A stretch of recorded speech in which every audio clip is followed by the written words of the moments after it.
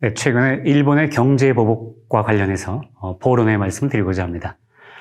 이순신 장군에 대한 말씀을 드리도록 하겠습니다. 여러분이 다 아시는 만한 내용들이지만 이렇게 정리를 해봤습니다. 1597년은 정유년이죠. 정유 재란이 일어난 해입니다. 이해 이순신 장군 관련 일지를 잠깐 소개해드리도록 하겠습니다.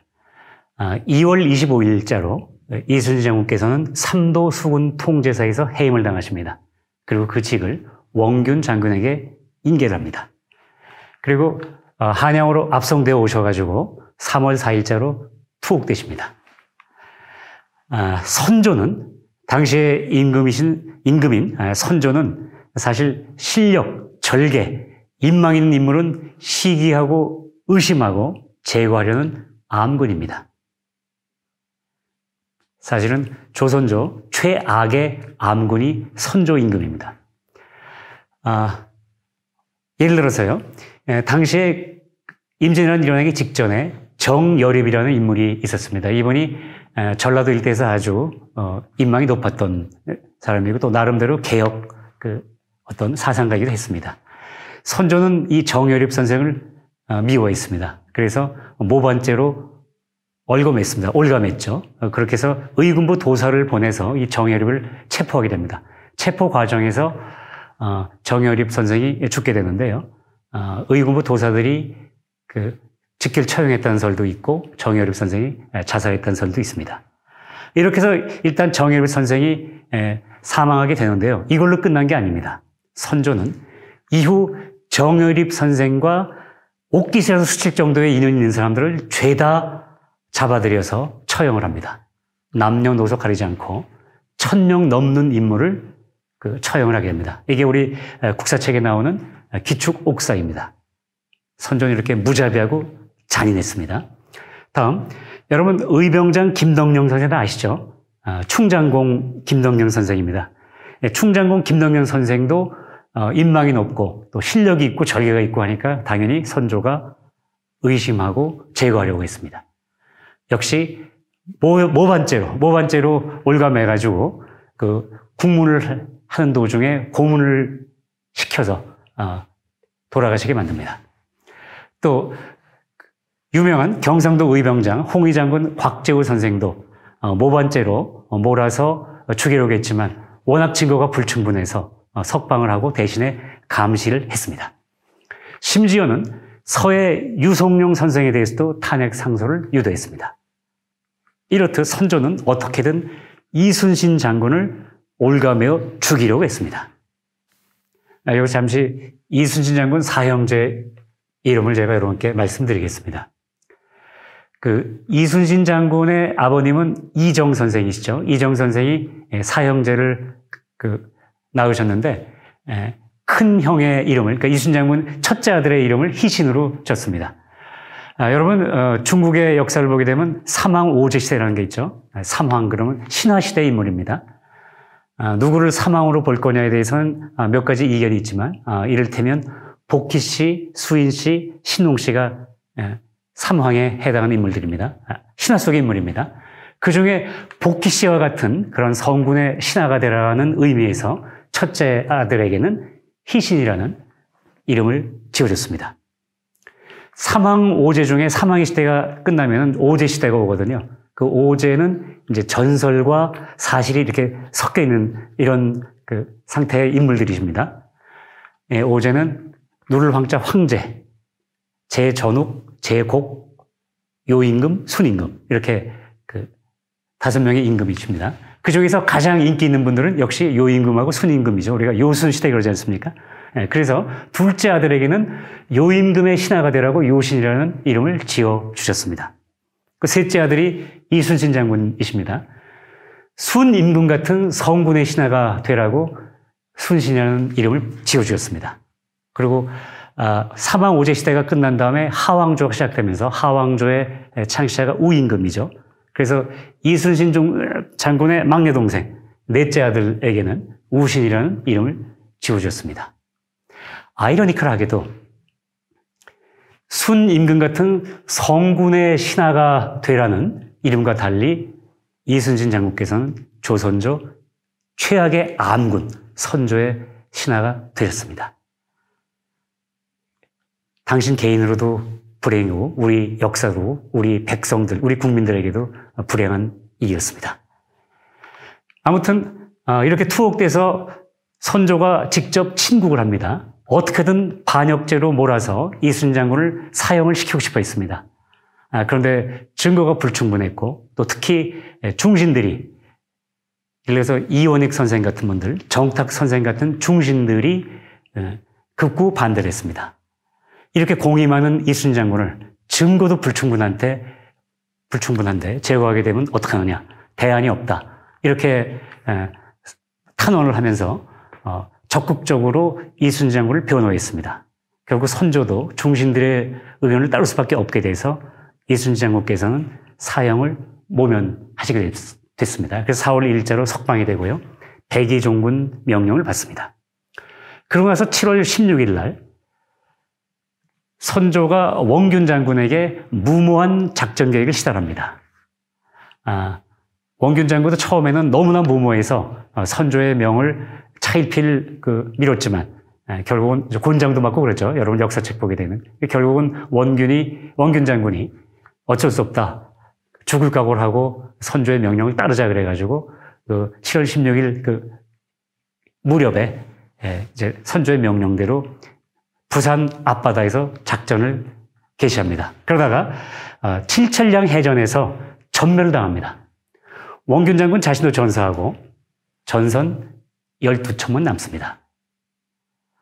이제 대안이 없게 되니까 선조 임금이 할 수 없이 7월 23일 날 이순신 장군을 삼도 수군 통제사로 복직시킵니다. 그리고 나서 9월 16일, 음력 9월 16일 여러분들이 잘 아시는 명량해전에서 기적 같은 대승을 거두게 됩니다. 네. 명량해전이 1597년 9월 16일 날 일어납니다. 대략 열흘 전이네요. 충무공 전설을 보게 되면요. 그 부록에 뒤편에 행록이라고 있습니다.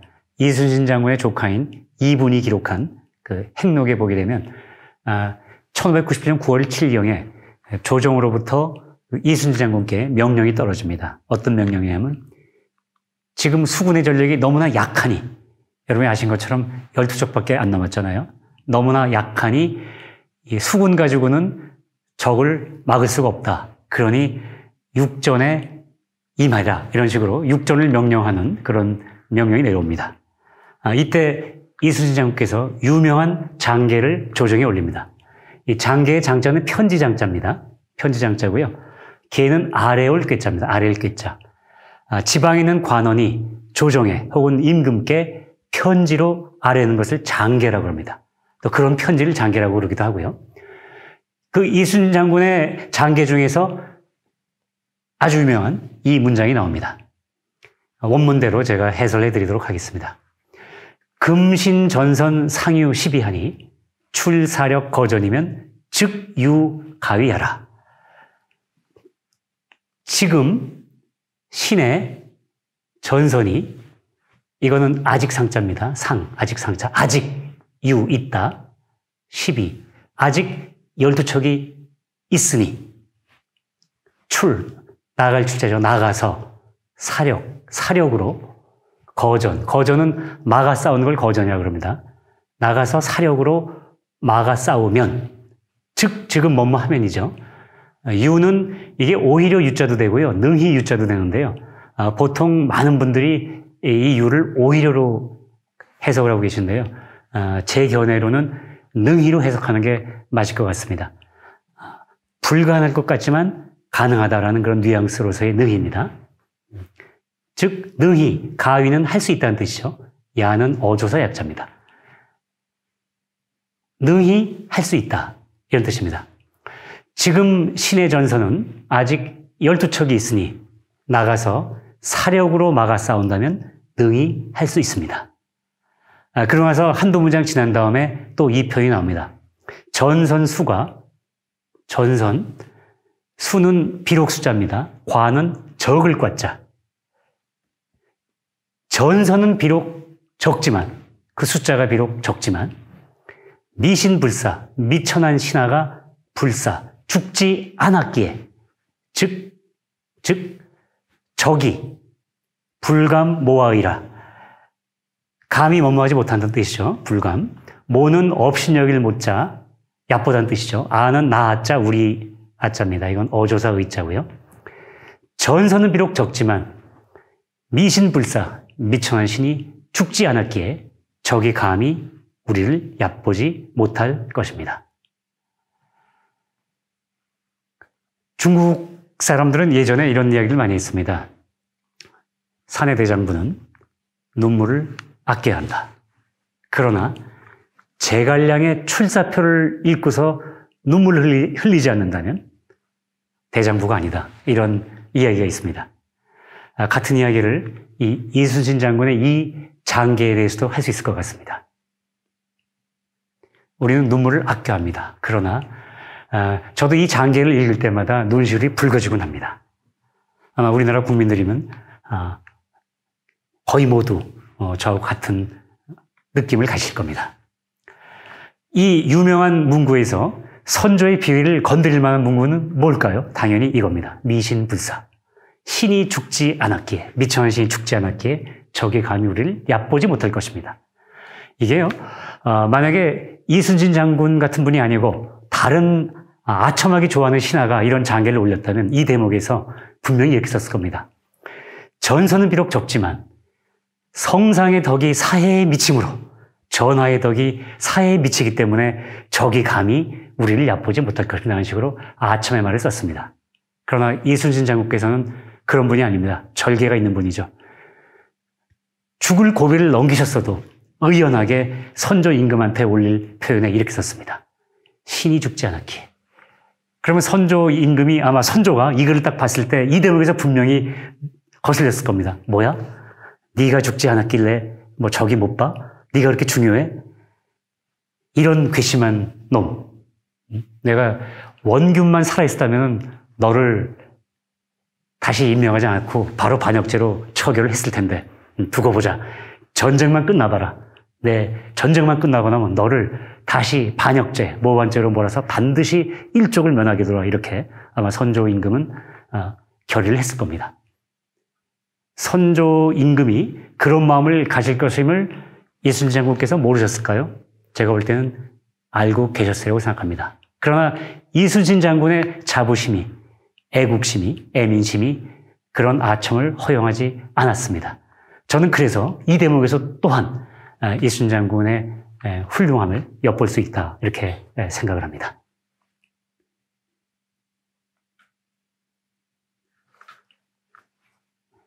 자, 이렇게 장계를 올리고 났습니다. 그러고 나서 이제 열흘쯤 후에 명량해전이 일어나는데요. 그 명량해전 직전일인 음력 9월 15일 그 난중일기를 보게 되면 이순신 장군께서 여러 부하 장수를 불러 모읍니다. 불러 모아서 이제 마지막으로 결의를 다지는 그 말씀을 하십니다.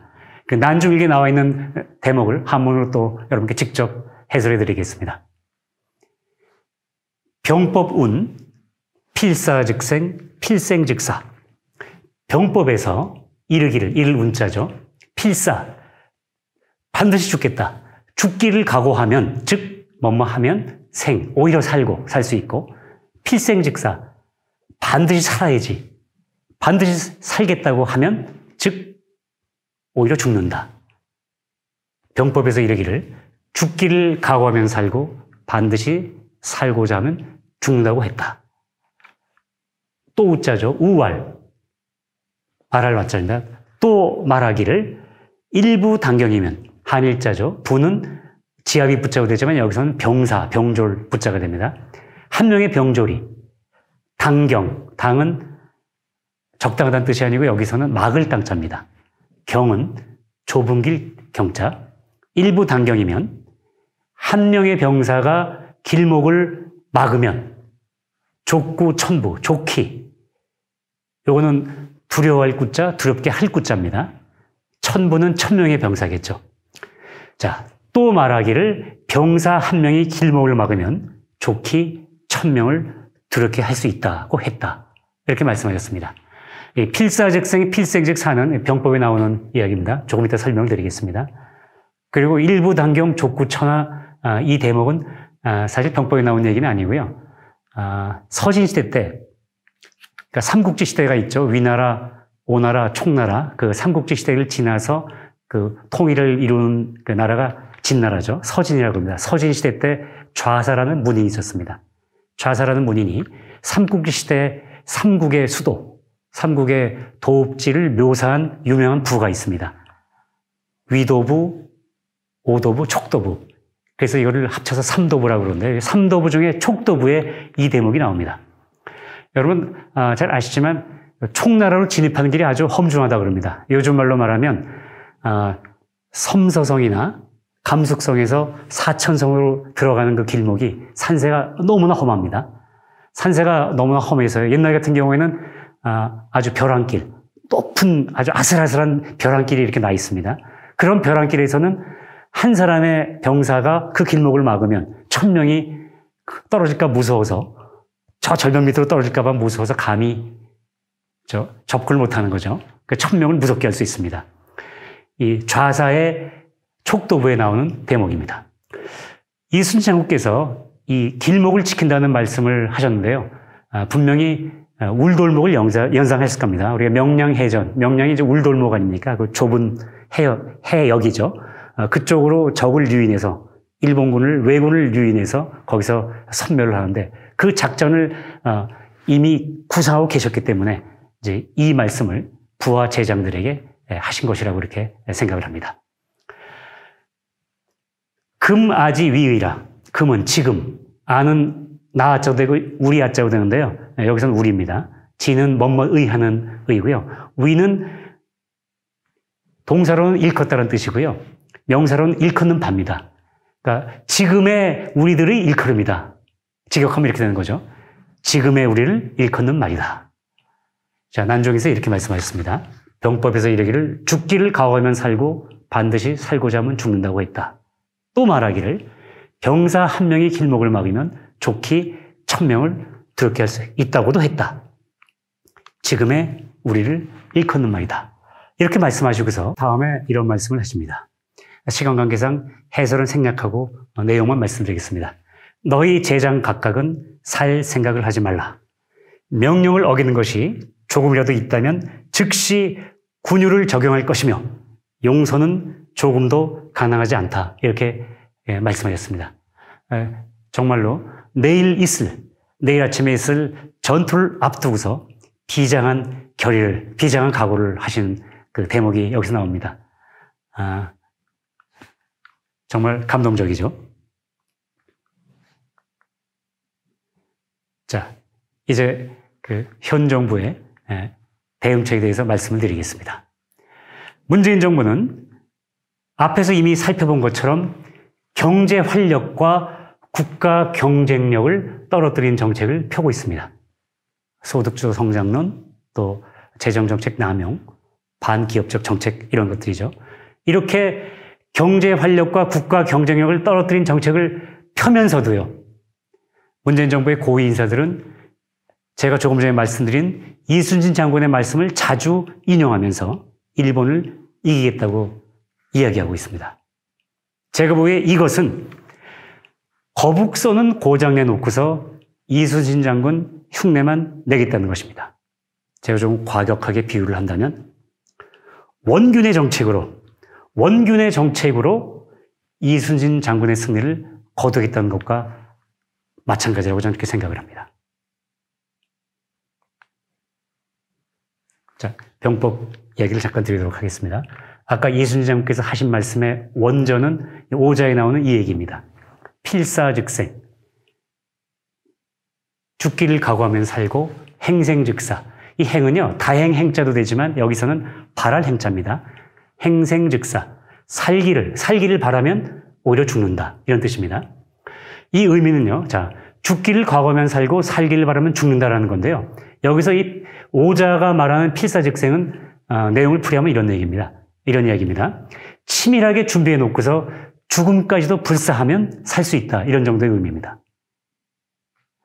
필사즉생과 비슷한 표현이지만 뜻이 다른 대목도 있습니다. 역시 병법에 나온 얘기입니다. 손자병법에 필사가살이라는 내용이 나옵니다. 반드시 필자, 죽을 사자, 가히 가자, 뭐뭐 할 수 있다는 거죠. 살은 죽을 살자도 되고 죽일 살자도 되고 여기서는 자동사로 쓰였습니다. 이거는 필사가살은 무슨 의미냐면요. 죽기로 작정하면 진짜로 죽는다 이런 뜻입니다. 다시 말하면 무모하게 용기만으로 죽기를 각오하면 진짜로 죽는 겁니다. 우리는 필사즉생을 해야 될까요? 필사가살을 해야 될까요? 당연히 필사즉생을 해야 됩니다. 이순신 장군께서는 죽기를 각오하셨지만 그 죽기를 각오하고 이전에 이미 많은 준비를 해놓으셨습니다. 12척밖에 남지 않은 판옥선을 정비해서 거북선으로 돌격을 할 수 있는 거북선으로 개조를 했고 군량미가 부족해서 그 군량미를 채워 넣습니다. 다음에 군졸들을 맹훈련을 시켰습니다. 또 그들을 지휘할 제장들에게도 결의를 다졌습니다. 그리고 군관민 협조 체제를 갖췄습니다. 이렇게 정말 필사적인 준비를 하고서 죽기를 각오하셨습니다. 이래서 오히려 살 수 있었습니다. 그러나 이런 준비 없이 그냥 용기만으로 무모하게 죽기로 작정하면 진짜로 죽습니다. 이렇게 해서는 안 됩니다. 네. 일본에 맞서려면 이순신 장군의 정책으로 이순신 장군의 승리를 거둬야 할 것입니다. 여러분, 반일만으로는 일본을 이길 수 없습니다. 진정한 그 길을 위해서는 부국강병책으로 대한민국의 총체적인 실력을 키워야 할 것입니다. 그때 일본은 감히 우리 대한민국을 얕보지 못할 것입니다. 오늘 강의 주요 내용 요약해 드리겠습니다.